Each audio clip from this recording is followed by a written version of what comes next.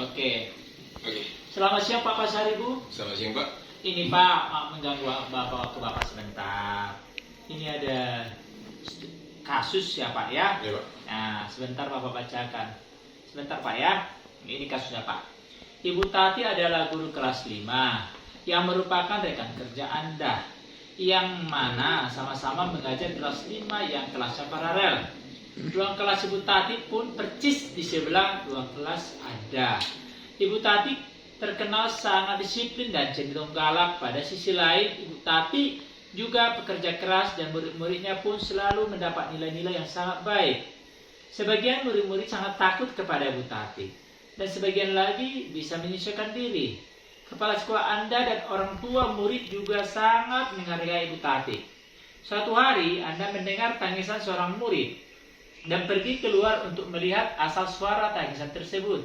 Anda melihat murid perempuan kelas 5 sedang berlutut di atas bebatuan sekolah yang sangat panas hari itu, menghadap di depan pintu kelas Ibu Tati. Anda melihat Ibu Tati tampak tidak menghiraukan suara tangisan murid dan tetap mengajar seperti biasa. Namun Anda bisa melihat bahwa beberapa murid di kelas Ibu Tati mencoba untuk mencuri pandangan keluar kelas, melihat temannya yang sedang menangis dan berlutut di terik matahari. Apa yang harus Anda lakukan? Apakah guru lain dapat menginterupsi di mana saat itu ada guru lain yang memiliki wewenang atas kelas yang dipimpinnya? Baru terus Pak, dalam kondisi ini apa yang bisa Anda lakukan? Dapatkah Anda menginstruksi mengapa dan bagaimana? Terima kasih Pak. Berdasarkan kasus yang Bapak bacakan tadi, Iya Pak.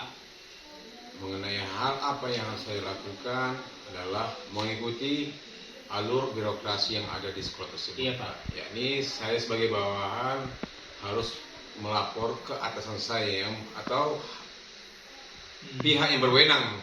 Iya Pak. Selain saya, Pak. Kenapa? Karena saya yang tadi saya simak, Pak, dari studi kasus yang sudah Bapak bacakan. Di situ Bu Tati sedang melakukan pembelajaran sembari menghukum satu orang siswa di atas bebatuan sambil berlutut di situ, Pak. Nangis Pak. Nah, jadi saya sebagai guru tidak ada hak untuk mencampuri pembelajaran yang sedang dilaksanakan oleh seorang guru lain. Karena sama-sama guru. Yang bisa saya lakukan hanyalah memberikan laporan terhadap atasan saya. Di sini baik ada atasan saya adalah kepala sekolah ataupun pembantu kepala sekolah atau PKS gitu, Pak. Masalah interupsi saya rasa tidak berwenang, Pak, untuk menginterupsi ketika seorang guru sedang menjalankan tugasnya sebagai tenaga pendidik, Pak. Oke, Pak. Tapi kan seperti ini, Pak.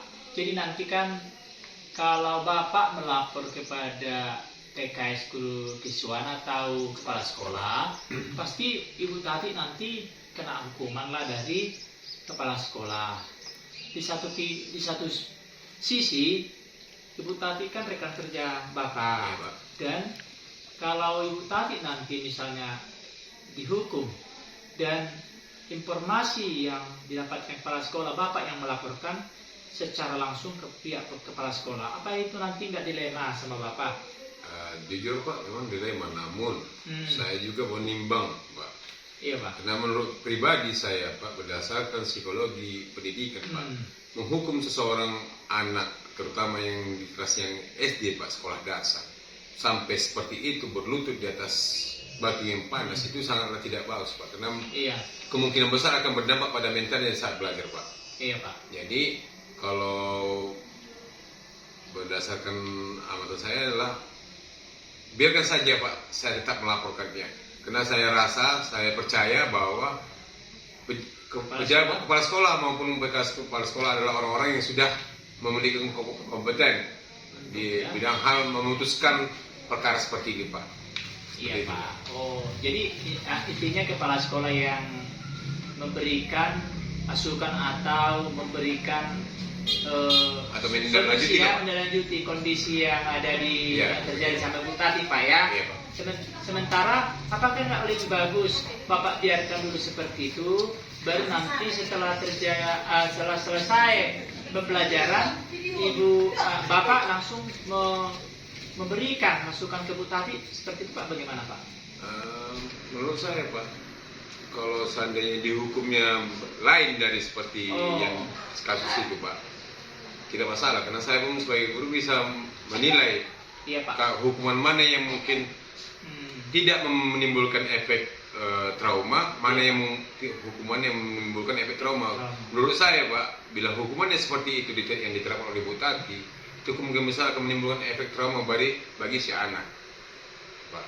Jadi intinya Pak, tetap Bapak melaporkan sampai kepala sekolah supaya kepala sekolah yang menindaklanjuti tindakan yang dilakukan Bu Tati. Iya begitu Pak, demikian Pak. Oke Pak Pasaribu, terima kasih waktunya, Siap, Pak. terima kasih atas masukannya. Semoga ke depan dari kasus ini bisa kita belajar banyak hal. Terima kasih Pak Pasaribu ya. Sama-sama Pak. Oke Pak. Oke. Oke. 5-6 menit. Pas dong, kamu gitu nih.